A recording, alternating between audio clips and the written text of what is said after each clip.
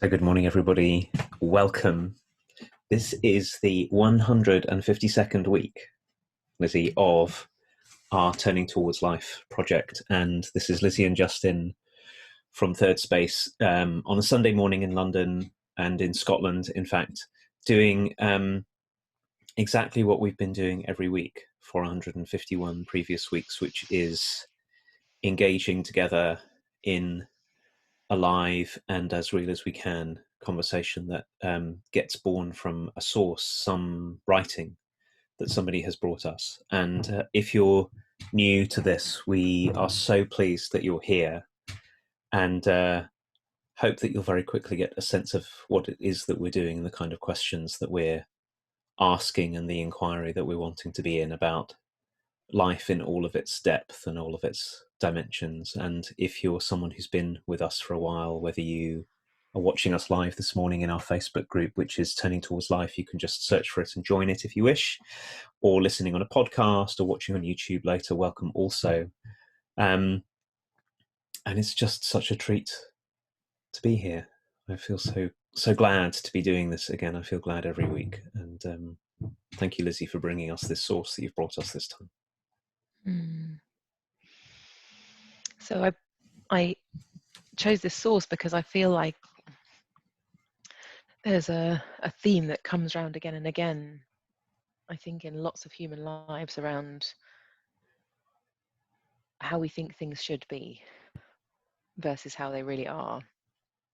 And kind of, for me anyway, I feel like I'm always trying to give up the gap between what I think things should be and how they are, and letting things be just like they are and not trying to make them any different.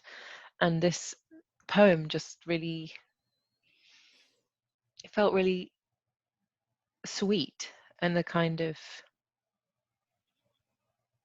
heartfelt and gentle way of speaking about realness, which I think both you and I, Justin, feel very passionate about with ourselves and with the people around us. So here we go, I'm going to have a read. Do not give me only perfect, for there is beauty in what lacks. The things that are most true are filled with flaws, covered in cracks. So stumble on your sentences, forget the words you need. To those parading as perfection, I must say, pay them no heed.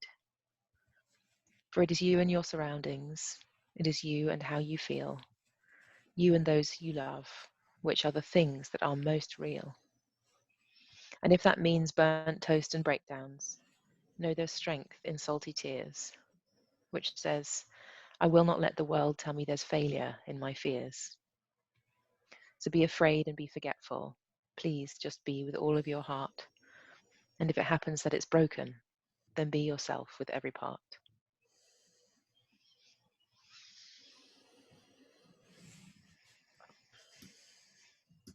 So I'm going to read it as well, of course. And my invitation to all of us as I read this is, see if you can find the parts of yourself that demand that you be a different way to the way that you are, and see if you can let them soften a little bit so that these words can, so you can soak in them. Do not give me only perfect, for there is beauty in what lacks. The things that are most true are filled with flaws, covered in cracks. So stumble on your sentences, forget the words you need. To those parading as perfection, I must say, pay them no heed. For it is you and your surroundings, it is you and how you feel, you and those you love, which are the things that are most real. And if that means burnt toast and breakdowns, know there is strength in salty tears, which says, I will not let the world tell me there's failure in my fears. So be afraid, be forgetful, Please just be with all your heart. And if it happens that it's broken, then be yourself with every part.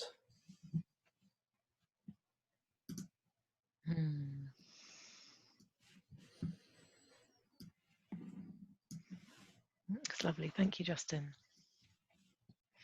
When you read it that time, the thing that got me was, to those parading as perfection, I must say, pay them no heed.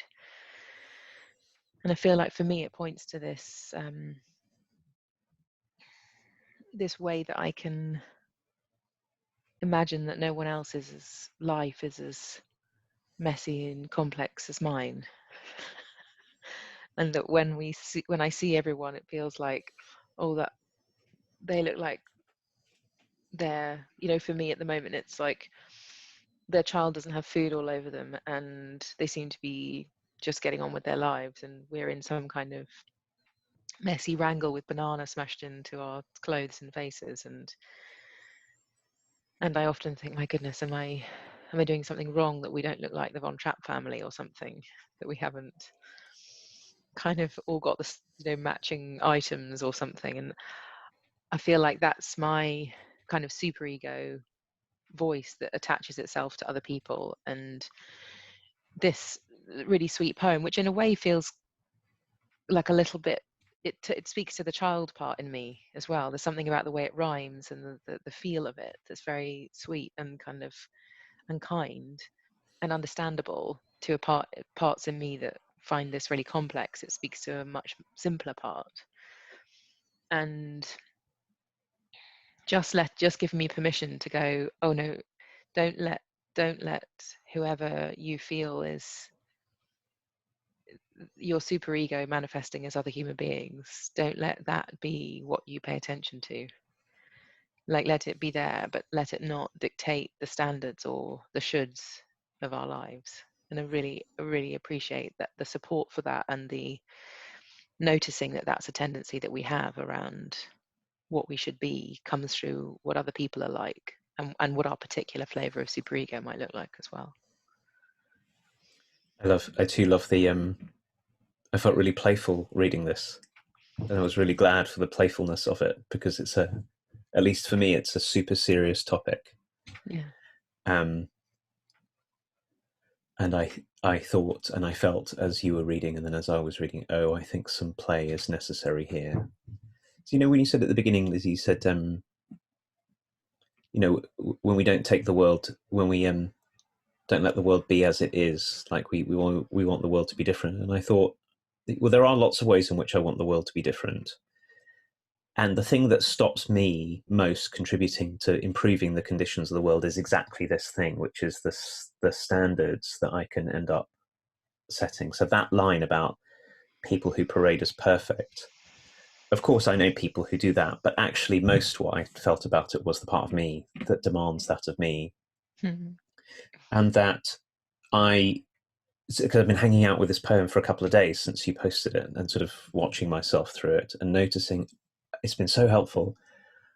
Oh, the part of me that gets afraid very often is not afraid of something in the world.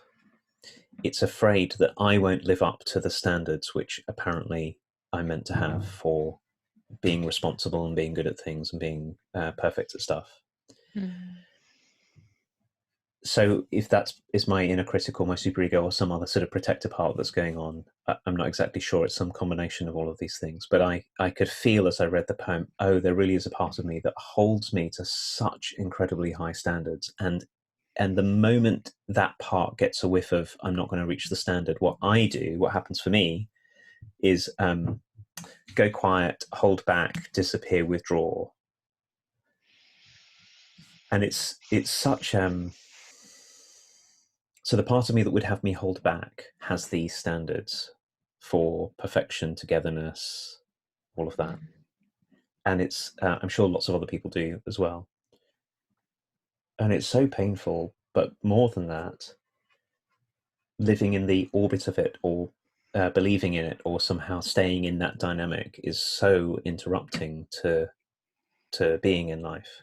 And there is something so beautiful when you talked about, smashed banana my family are all older than mostly than smashed banana, but we have our own versions of smashed banana, and you know, I suppose the playful part of it for me is hanging out in how messy it is to be a human and seeing if instead of going, oh, but that means I have to hide myself away, or I have to punish, you know, I have to sort of agree with the inner punishment, or I have to, instead of doing that, starting to go, wow,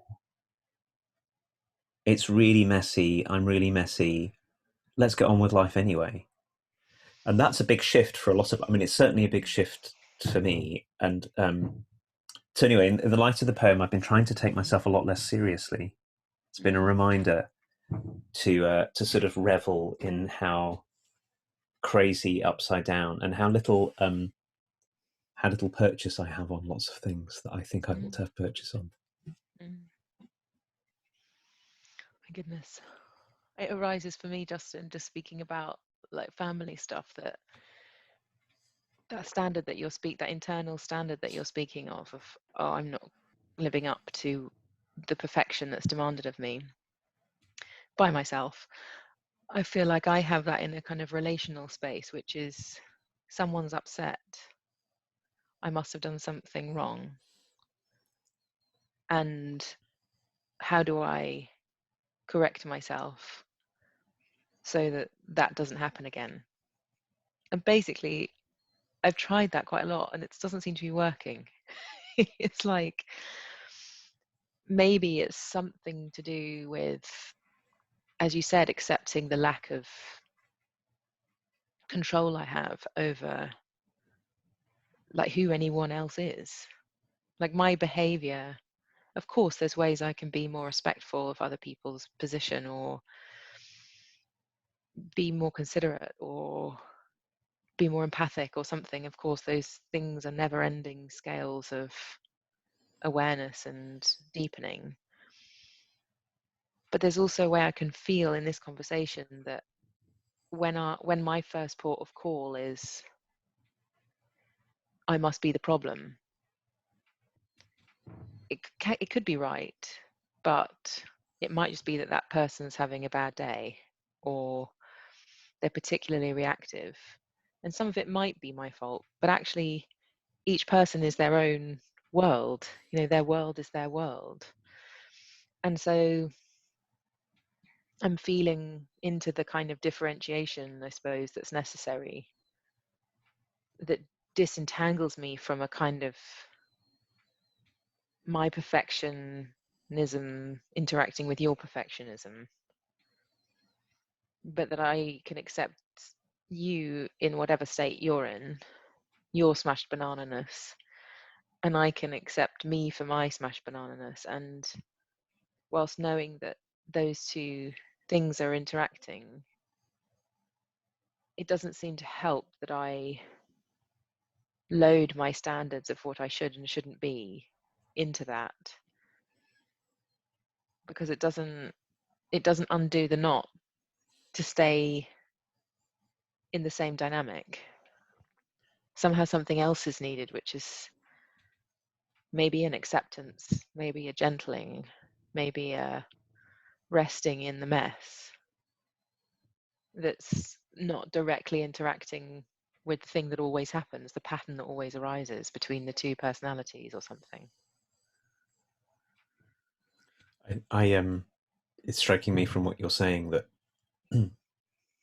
very often the way that we go with this, at least sounds like this is what you're talking about, certainly what I'm talking about, is that we get into I am this way or I did something, I've got a standard for how it should be, and because I didn't reach the standard, now what I'm going to do is tighten up into a little tight ball of effort and shame and then I'm going to try and act into the world from there. And the intention is very beautiful, right? How could I bring myself more fully? How could I be more creative? How could I be more successful at what I do? How could I take care of another person better? All of that.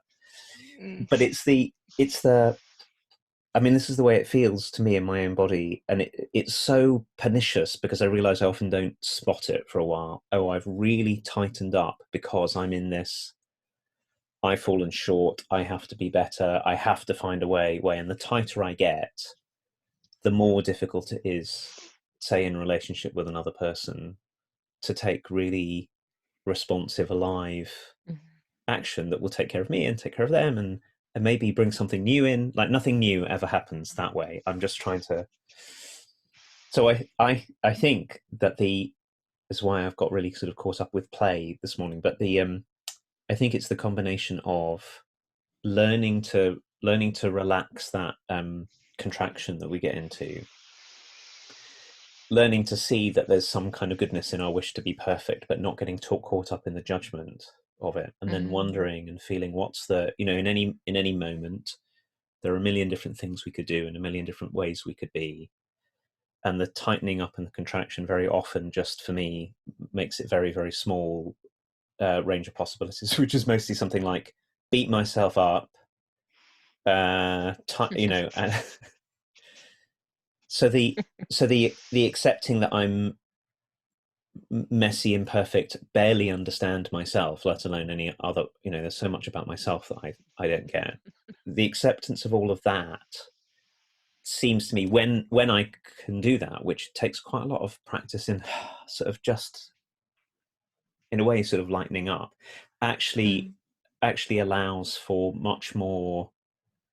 Like if you and I are in some kind of difficulty, what's really cool, for what might I try to say, or what way might I listen with the letting go into my own messy incompleteness and the messy incompleteness of another person. Sort of, it seems paradoxical when we're all tightened up and really trying to get something to happen, that it's very often Mm. from there that our biggest creativity comes. And Mm.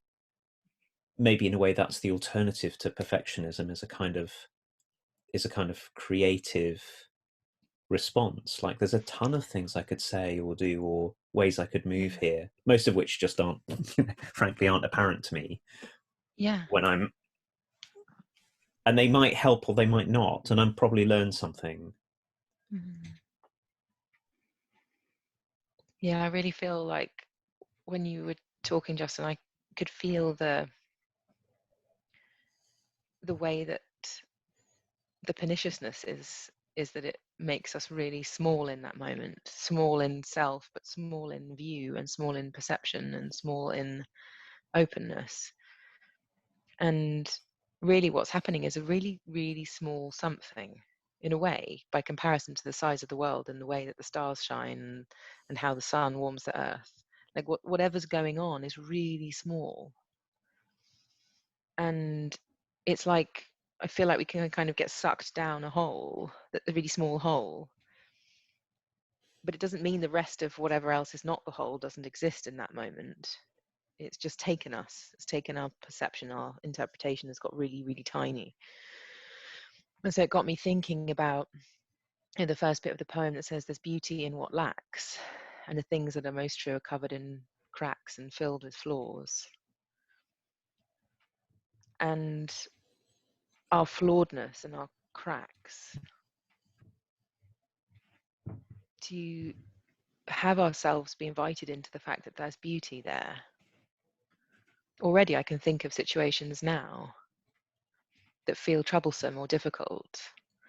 And when I see those things as cracks and flaws in which lies beauty, I'm thinking of all of the kind of imperfection and all of the trickiness. And there's a different kind of life breathed into it. Because yes, I can see the beauty there. If I ask myself, if I take a second and breathe like you're saying and go, let me take a breath, there is beauty in that. And there is a flawedness that is very particular and is itself a something that is to be appreciated and for us to feel grateful for.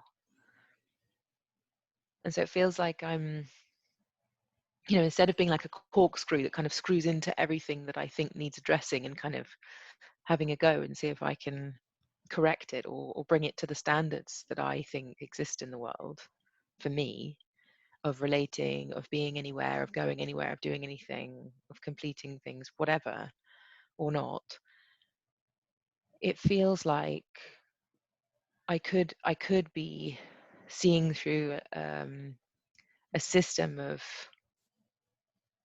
making things smaller and making things exactly what I think they should be, or I could be appreciating many more things at once. Like I know I have the capacity to do that. As humans, we can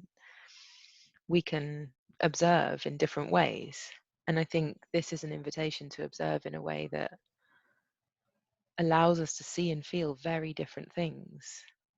So I guess the challenge to us is like when it all feels like it's going wrong, when it feels really hard, how do we, even if we can't do it in the moment, maybe we can, which would be beautiful, but even if we can't, in reflection, to breathe deeply and to see what, or maybe ask the question, what beauty is also here in addition to the difficulty that I'm feeling?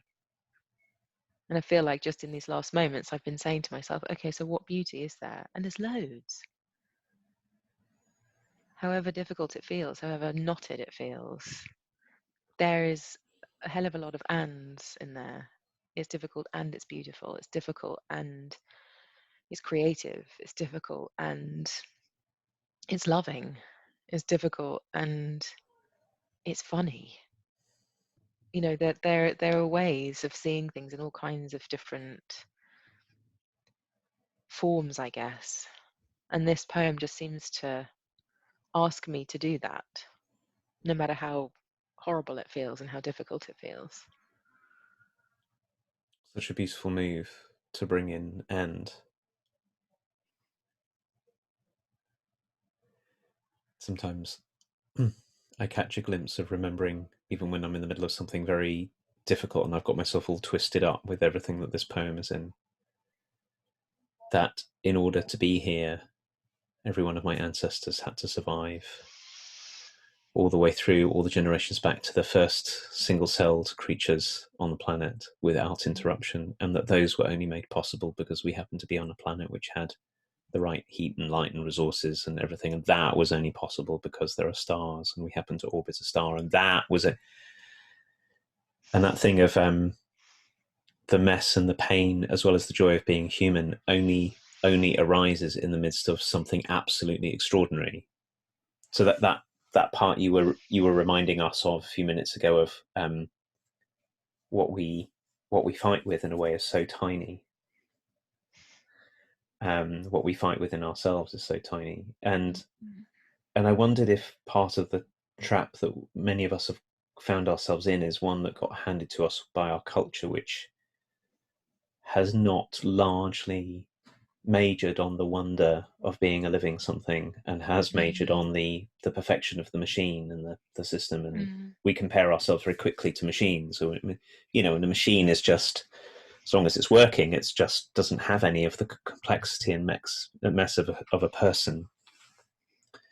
And so when we get into, I woke up this way this morning and this poem was so helpful. You know, when we get into some kind of comparison with how I should be, and it tightens us and contracts us, that move that you're saying of and. So yes, I'm afraid, and look, I have a body and I can breathe, and look at everything that brought me here. And yes, I'm angry and confused with you because of something you said, and look at how I love you, or look at all the gifts that you've brought to that, and look at what being in a relationship with you brings. And I think that I thought when you said it that the move to say and, what it does is it keeps on widening the world beyond our particular kind of contractedness.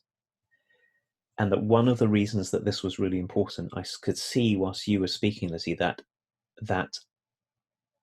this is not just about each of us. So our demands that we be perfect in some way also get projected onto other people, and we hold other people to standards that they cannot reach. And that might be people who are in close, family members and friends and colleagues, who we get into crazy demands of and judgments of. But also on a sort of more societal and global scale, it got me to wondering about how hard it can be for us to really welcome people who are different, who live Mm. differently, who have different language or culture or values, or we just don't understand. And then we hold other people because they're different to us to our own standards, and get into this inner move of dismissing and judging others much in the same way as we do with ourselves. And that makes it really hard for us to do the very necessary work of seeing one another. So if we don't work with this in ourselves, we make it harder for ourselves to, we're not working with welcome the and with ourselves, we're making it much harder to do, frankly, what's really called for, which is treating other humans with the same kind of Mm. care and love and joy and dignity that we are so often denying ourselves because of Mm. this dynamic. Yeah, and as you say that, Justin, I can feel all the ways that we reduce other people to something that they're not in this dynamic. And if I'm like this kind of perfectionistic, demanding person with myself and therefore others, it's impossible to let anybody or anything change me. So of course it just feels so born of fear. Like if I let you have your way with me, or you have this piece of life that you're trying to bring, if I kind of hamper it in some way, I can feel I'm just saying I'm frightened. I'm frightened of what it might do, or frightened of what it might lead to, or something. But it just throws the baby out with the bathwater, as it were. Like it gets rid of what you might be trying to bring me, because I don't like the way it's being brought. So what if I can soften and allow you to be just the way that you are? And who knows what the gifts are if I actually receive them. But this is a huge, big mechanism to keep things out, it seems, as I'm seeing it right now. Like to keep things away, to keep everything small, to keep things just as they are. Which ironically is, the complaint is that there's something wrong. So we want something to shift. And this is like barking up the wrong side of the right tree. Like we want something to be different. Otherwise this thing wouldn't be here. But we are so often narrowing and narrowing and narrowing that the thing we're asking for can never be delivered because of how narrow we are. So as you say, like acknowledging the goodness in our perfectionism, whilst also opening into what are we really asking for by being that way from ourselves and from others, and opening to whatever that is. Otherwise we're kind of asking for something with our hands closed and our arms shut. Of course it can't be received. Whereas if we're to see in this different, broader, nuanced way, we can be asking, but with our hands open, and that we can receive something from the question that's being asked, rather than push it away simultaneously that we're asking for something. It's such a brilliant phrase for describing the dilemma that us humans get into, which is most of the time we're barking up the wrong side of the right tree. I love it. We'd have to call this week's conversation something like that, because that's right. So I think it's connected to this thing we were talking about earlier about when we get contracted and get into efforting. That's usually a very good sign, I think, that we're trying to bring something about. In one way, on the one hand, we're trying to bring something about, and on the other hand, we're trying to make sure that we don't get too affected by it, or it doesn't get brought about in a way that's going to undo us. Mm-hmm. So like asking to be given something whilst keeping myself really tightly clasped so I can't receive just keeps the dynamic going, as opposed to, and it's, I can feel it in myself when you said it, asking you, for example, for something and then making myself really open so I can receive whatever it is you have to say, what do you have to bring. It's kind of tender. I have to let myself Yeah. open to the possibility that I might be changed by our interaction. Mm.